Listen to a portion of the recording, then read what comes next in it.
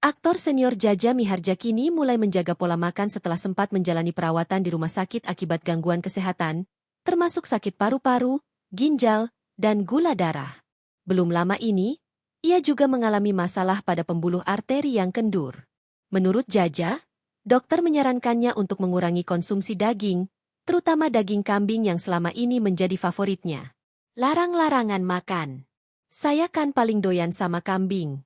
Dokter suruh larang jangan makan kambing.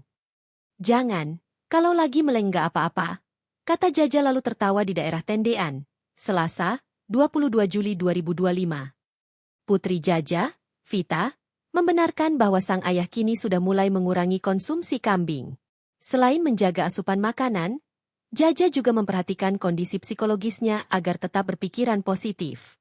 Vita menambahkan bahwa saat ini, ayahnya masih menjalani rawat jalan di rumah sakit. Namun, kondisinya sudah jauh membaik.